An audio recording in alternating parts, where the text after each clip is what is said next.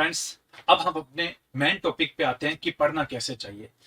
सबसे पहले फ्रेंड्स, दो चीजें हैं कि एक आप पे जब स्कूल में पढ़ते हो या कॉलेज में पढ़ते हो या कोचिंग में पढ़ते हो, ठीक है, वहां पर आपको टीचर है वो पढ़ाता है, वहां पर आप सेल्फ स्टडी नहीं करते हो। और जब आप घर आ जाते हो तो उसके बाद में आपको जो आपको कॉलेज में या स्कूल में या कोचिंग में पढ़ाया गया है उसको पढ़ते हो, और उसके साथ में है कुछ नई चीजें वो भी पढ़ते हो, यानी वहां पर आप सेल्फ स्टडी करते हो। तो ये बहुत इंपॉर्टेंट है क्योंकि स्कूल में जो भी पढ़ाता है वो टीचर पढ़ाता है, बेस्ट पढ़ाएगा।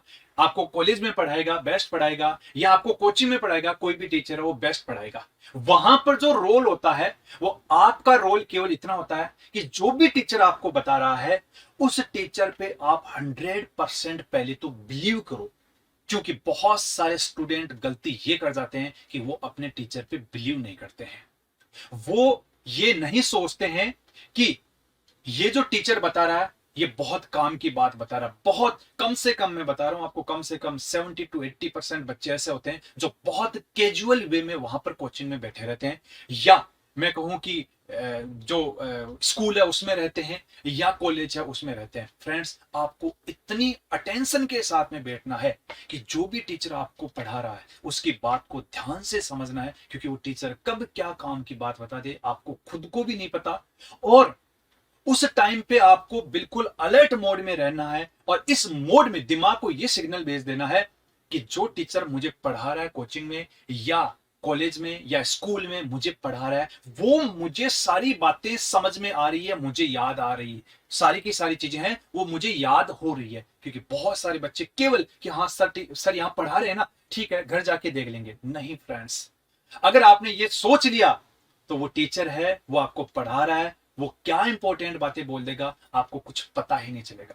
इसलिए आप अगर कोचिंग में या आप किसी कॉलेज में या आप स्कूल में पढ़ रहे हो तो टीचर की बातों को बहुत ध्यान से सुनना, और ये सोच के वहां पर बैठना कि जो टीचर मुझे बता रहा है सारी की सारी जो बातें हैं मुझे यहीं पे समझ लेनी है। मुझे घर जाके केवल और केवल जो आज पढ़ाया है इसका मुझे केवल और केवल रिवीजन करना है। इसलिए आपका वहां पर बहुत इंपॉर्टेंट रोल हो जाता है, केवल बैठे रहने का है और उसको ध्यान से सुनने का है, और जो भी टीचर आपको नोट करवाता है उन सारी की सारी बातों को नोट करने का है। एक बहुत इंपॉर्टेंट बात बता रहा हूं मैं आप लोगों को। आप लोग करते क्या हो कि बहुत सारे स्टूडेंट ऐसे होते हैं जो कहते हैं मुझे समझ में नहीं आ रहा है, पता नहीं मुझे सर क्या पढ़ा रहे हैं, मुझे समझ में नहीं आ रहा है, जबकि कुछ बच्चों की वो चीजें समझ में आ रही है। फ्रेंड्स, बहुत इंपॉर्टेंट बात बता रहा हूं, पता है आप लोगों को क्यों नहीं समझ में आता है?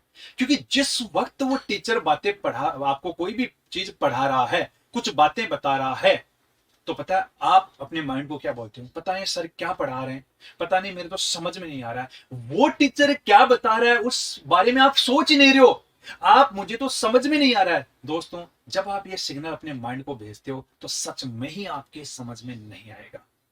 जो टीचर पढ़ा रहा है आपको कभी भी यह चीज नहीं सोचनी है कि मुझे ये चीज समझ में नहीं आ रही है। आपको 100% वो चीज समझ में आ रही है। आपको ये अपने दिमाग को सिग्नल भेजना है, क्योंकि आपने अगर सोच लिया कि समझ में नहीं आ रहा है, ये ब्रह्मांड कह देगा तथास्तु, नहीं आएगा समझ में।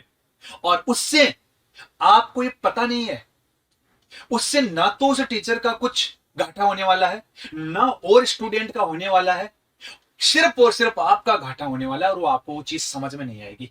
और आप क्या करोगे? आप टीचर को ब्लेम कर रहे हो। क्या हो जाएगा उस ब्लेम करने से? हो क्या जाएगा ये बताओ मुझे?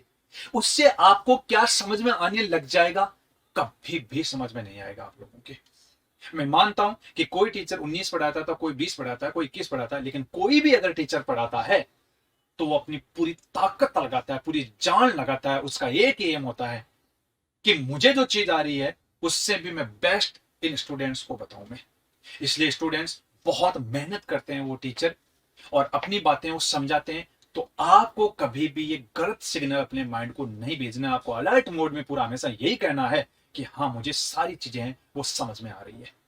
बहुत सारे बच्चों के इसी वजह से समझ में नहीं आती, क्योंकि उनका ध्यान आउट ऑफ स्टेशन रहता है और वो बस ये सोचते रहते हैं समझ में नहीं आ रहा सर ये बेकार पढ़ा रहे हैं, मैं घर जाके पढ़ लूंगा या मैं और जगह पे ट्यूशन जाके पढ़ लूंगा। सबसे बड़ी गलती कर रहे हो।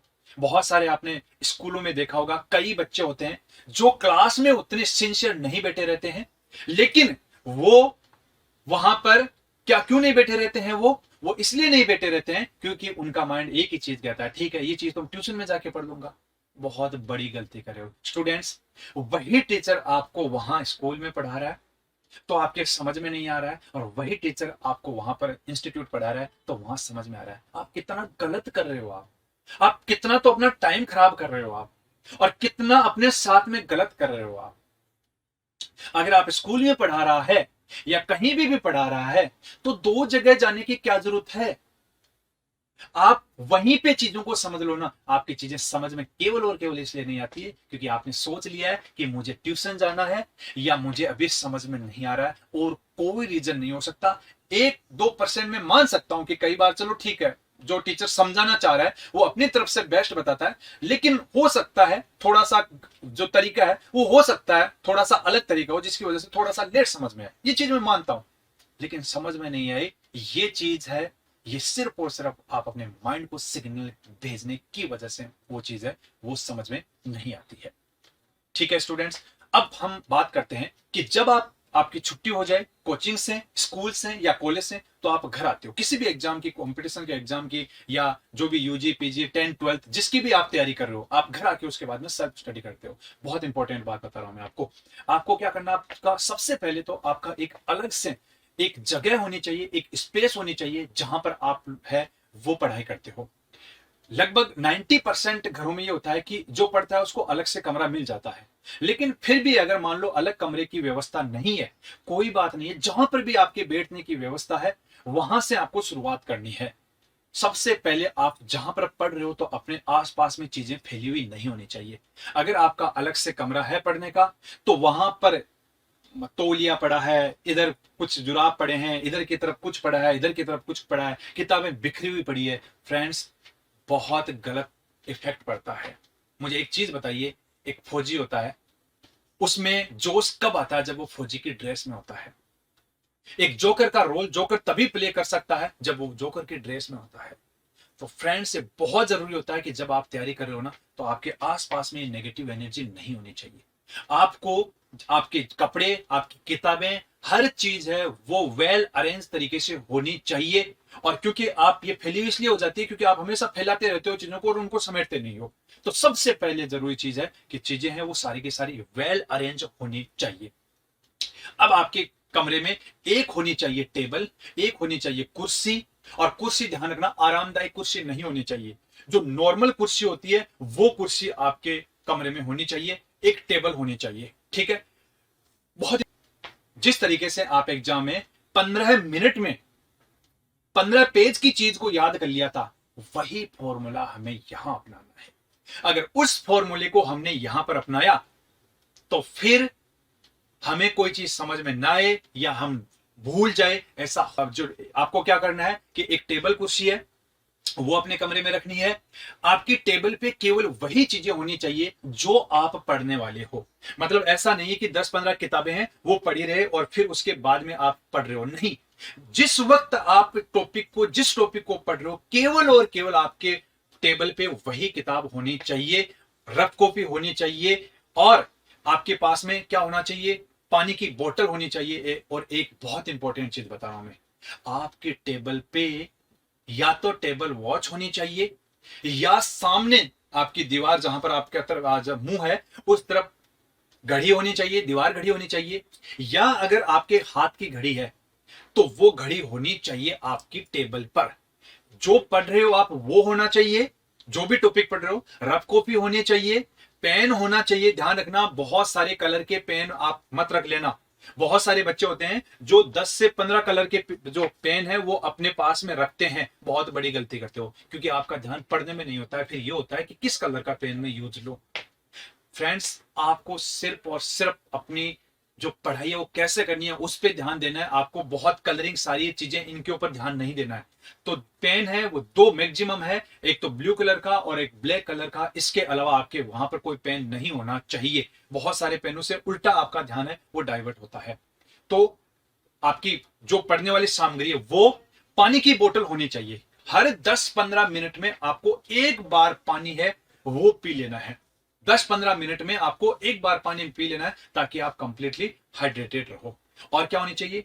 आपके टेबल पे टेबल वॉच होनी चाहिए या दीवार घड़ी होनी चाहिए या आपकी रिस्ट वॉच है वो होनी चाहिए। ये बहुत जरूरी है। क्यों जरूरी है इसका अभी मैं इंपॉर्टेंस बताऊंगा। ठीक है, उसके बाद में क्या करना है आपको, उसके बाद में जब सारी चीजें आप रख लो तो दिमाग को सिग्नल भेजना कि अब मुझे ये टॉपिक कंप्लीट करना है और उसी तरीके से कंप्लीट करना है जिस तरीके से आपने उस एग्जाम में कंप्लीट किया था। आपको क्या करना है, आपको मान लो एक टॉपिक ले लेना है। सबसे पहले क्या करना है आपको, सबसे पहले जो भी टॉपिक आपको चूज करना है उस टॉपिक को आपको चूज कर लेना है कि ये टॉपिक मुझे पढ़ा, जो है ये टॉपिक है ये मुझे पढ़ना है। और एक टाइम लिमिट ले लेना आप। जैसे कोई टॉपिक आपने लिया, ये टॉपिक 6 घंटे में हो सकता है या ये टॉपिक 2 घंटे में हो सकता है या ये टॉपिक 15 मिनट में हो सकता है। मान लो आप फोटोसिंथेसिस टॉपिक है वो कर रहे हो, फॉर एग्जांपल, एक एग्जांपल बता रहा हूं मैं, और बिल्कुल नया टॉपिक है, तो आपको क्या करना है, आपको उस टॉपिक को जितना आपको करना है उस टॉपिक को आप देख लो और ये सोच लो इस टॉपिक में मुझे आधा घंटा लगेगा या 45 मिनट लगेगी या 3 घंटे लगेंगे या 6 घंटे लगेंगे या 10 घंटे लगेंगे, जितने भी है सोच लो आप कि इतने बड़ा जो है इसके अंदर मुझे इतना टाइम लगेगा। और एक आप अप्रोक्सीमेटली जो टाइम है वो टाइम आप उसके लिए डिफाइन कर दोगे। ध्यान रखना, टाइम ना तो ज्यादा रखना है और ना ही टाइम कम रखना है। आपको ऐसा ही टाइम रखना है जैसे 15 पेज की चीज को आपने पढ़ा था, उसी तरीके से आपको इस टाइम को सेट करना है। जैसे फोटोसिंथेसिस है, 15 मिनट में आपको पढ़ना है तो सामने घड़ी होनी चाहिए। और मोबाइल, ध्यान रखना एक चीज और, मोबाइल पास में नहीं होना चाहिए, मोबाइल दूर होना चाहिए, आपसे 10 फीट 15 फीट दूर होना चाहिए। क्योंकि मोबाइल को आपने अगर आपकी टेबल पे रख लिया, अगर आपकी टेबल पे मोबाइल को आपने रख लिया तो ध्यान रखना बार बार आपका ध्यान डाइवर्ट होगा। कभी कौन सा नोटिफिकेशन आ रहा है, कभी कौन सा आ रहा है, क्या आ रहा है। आपको मोबाइल है वो बिल्कुल भी अपने पास में नहीं होना चाहिए। आपको साइलेंट करके आपकी अलमारी में रख देना है या आपसे 10 फीट दूर रखना है, पास नहीं रखना है। फ्रेंड्स, ये सबसे होता क्या मैं बताऊं, जब आप क्लास में भी पढ़ रहे होते हो या कोचिंग में पढ़ रहे होते हो, कहीं पे भी पढ़ रहे होते हो, आपका ध्यान हर 5 मिनट में मोबाइल की तरफ जाता है।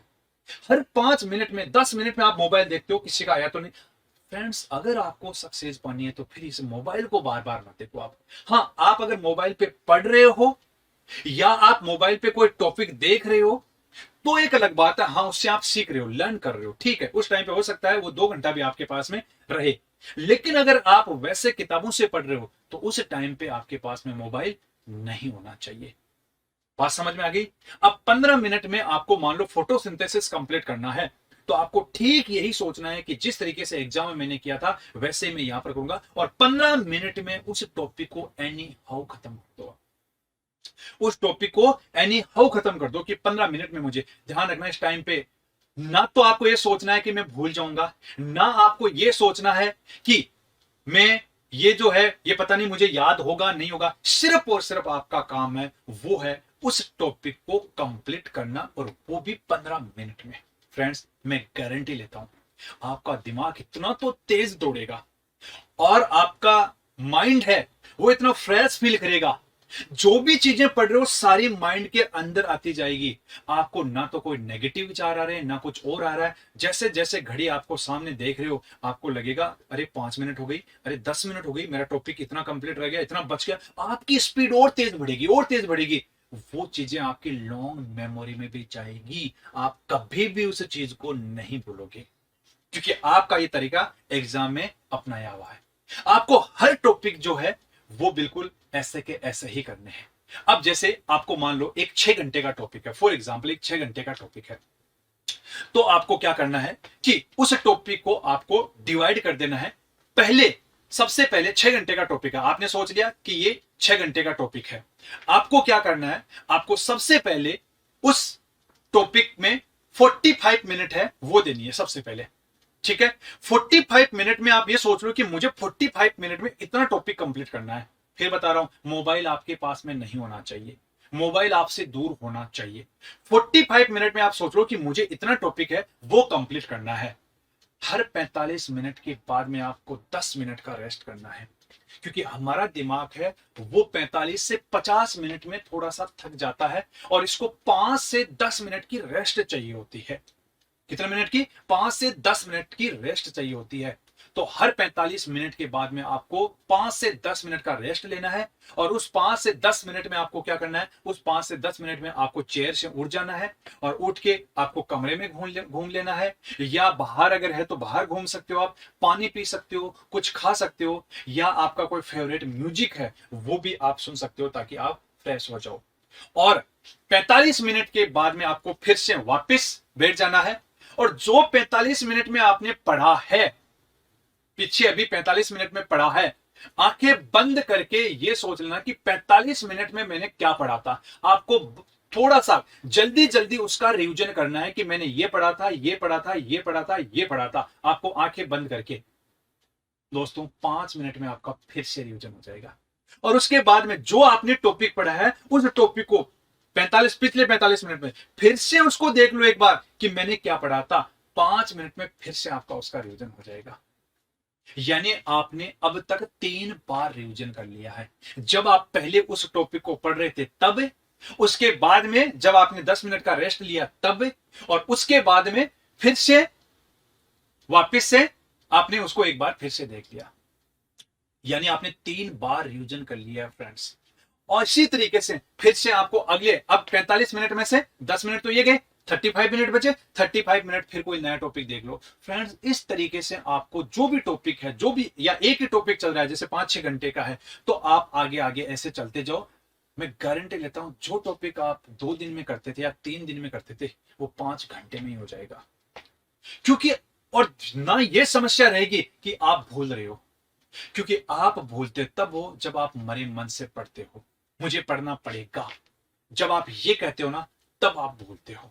इसलिए आपको इस तरीके से पढ़ाई करनी है, जो एग्जाम में 15 मिनट पहले जो तरीका अपनाया था ना। और मैं तो कहता हूं कि आप एग्जाम में पढ़ते टाइम पे जो तरीके अपनाते हो ना, आपका दिमाग बहुत तेज चलता है, आपका दिमाग बहुत तेज चलता है। आप वो तरीके नॉर्मल डेज में भी अपनाओ ना। लास्ट में क्यों अपना रहे हो? क्योंकि एक ही मकसद होना चाहिए, चाहे आप 1 साल दुख पा जाओ, 1 साल की तो बात है। और अगर आप अपने शरीर को दुख नहीं देना चाहते हो, तो फिर अगले साल के लिए फिर तैयारी करने के लिए तैयार हो, फिर अगले साल के लिए क्यों करते हो? ओखली में सर दे ही लिया है तो एक बार ही, अगर वहां पर अगर आपको कुटना है तो कुट जाओ ना। आपको ये आगे वाले साल के लिए इंतजार नहीं करना है कि मैं तो इस साल ठीक है देख लूंगा, आगे वाले साल फिर देखेंगे। नहीं फ्रेंड्स,